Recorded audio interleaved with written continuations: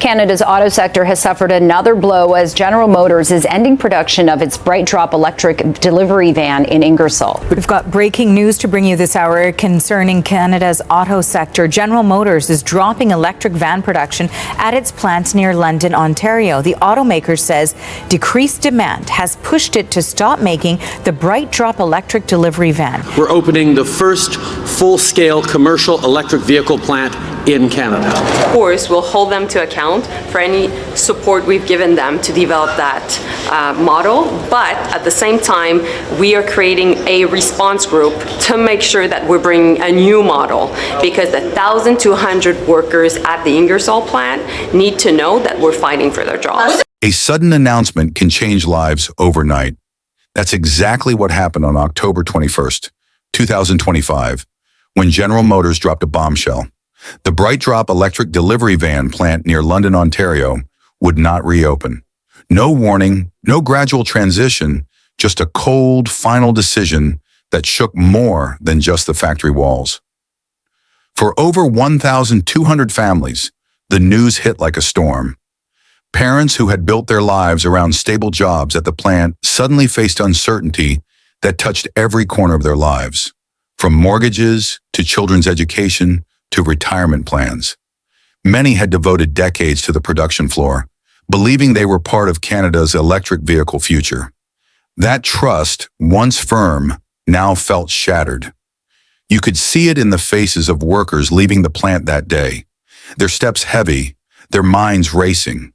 The cameras captured small groups huddled together, whispers and murmurs filling the air. But nothing could mask the fear of what came next. The community had weathered economic ups and downs before, but this felt different. This wasn't just a business adjustment. It was a broken promise, a rupture in a life carefully constructed around a stable employer. The BrightDrop facility had been heralded as the cornerstone of Canada's push into advanced manufacturing. GM had promised a new era of electric vehicle production, spotlighting Canadian talent, praising investments from both federal and provincial governments, and emphasizing billions poured into building a long-term industry. Headlines celebrated a country moving confidently into a technological future, and families felt pride in being part of something bigger. But pride turned into uncertainty as news of the plant's closure rippled outward. GM cited decreased demand, temporary pauses, vague explanations that meant little, and in time the temporary became permanent. The silence afterward was deafening. Unlike decades past when companies relied on government fear of job loss to keep production alive, this time Canada wasn't willing to play along quietly. Within days, Industry Minister Mélanie Joly and Finance Minister François-Philippe Champagne stepped forward with a statement that seemed calm on the surface, but carried tremendous weight. Without threats, without grandstanding, they revealed that Canada had prepared for precisely this moment. The government had activated the Auto Remission Framework, a rule designed to enforce corporate obligations and ensure that commitments to Canadian workers were respected. Companies that honored their promises retained tariff-free access to the Canadian market. Companies that abandoned them, like GM, faced immediate consequences. Overnight, nearly a quarter of GM's duty-free imports into Canada became subject to a 25% tariff. A $45,000 vehicle now cost over $56,000. Dealerships couldn't absorb the difference, and customers were forced to confront prices they hadn't anticipated. Stellantis, another major manufacturer, faced similar consequences, losing half of its tariff-free import allowance. The financial impact was swift and severe, landing on GM headquarters like a thunderclap. Executives who had assumed silence would continue to protect their interests suddenly found themselves forced to act. Urgent meetings were requested. Negotiations that had previously been optional were now mandatory. Within 15 days, GM had to submit a concrete production plan for the Ingersoll facility, detailing models, timelines, and integration into the broader electric vehicle strategy. Anything less would mean permanent tariffs. For the workers, the stakes were deeply personal. These tariffs weren't abstract numbers. They represented a government finally willing to protect the industries that sustained entire communities. It meant that their jobs, once vulnerable to the whims of distant executives, now carried a level of security that had long been absent. Families saw that their years of labor and dedication were recognized, and that for the first time in decades, a line had been drawn against corporate abandonment. The impact extended beyond Ontario.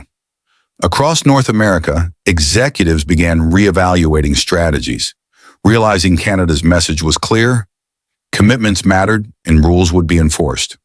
Ford paused internal planning to assess risk. Stellantis reorganized leadership to demonstrate cooperation. Companies that had assumed Canada's market would always bend to preserve jobs learned that assumptions had changed. The balance of power had shifted. News clips from the community show the stark reality. Empty factory floors, the hum of machinery silenced, and the anxious faces of families grappling with the abrupt change. Interviews with local residents highlight frustration, fear, and disbelief. Workers describe sleepless nights, the stress of bills, and the challenge of explaining an unforeseen crisis to their children. Every shot underscores the weight of a single corporate decision and the human cost behind trade policies. Beyond economics, the situation revealed the geopolitical dimensions of trade. The ongoing tensions between Canada, the United States, and China set the backdrop. Trump's trade war had already complicated Canada's approach to international partnerships, and the country now faced a delicate balancing act. Negotiations with the U.S. over tariffs and electric vehicles were disrupted by political tensions, while China offered avenues for strategic diversification. Canada's tone toward China shifted, not out of ideology, but out of necessity, reflecting a pragmatic approach to survival in a turbulent global market. Public opinion mirrored these shifts.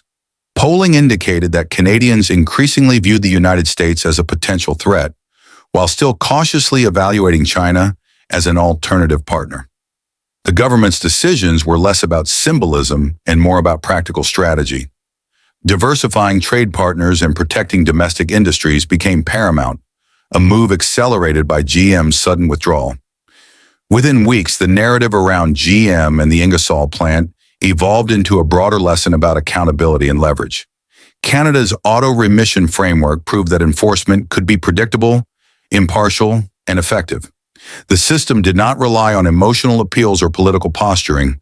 Companies were no longer the arbiters of their own consequences. Canada had reclaimed authority over its market, sending a message that reverberated through every boardroom in North America.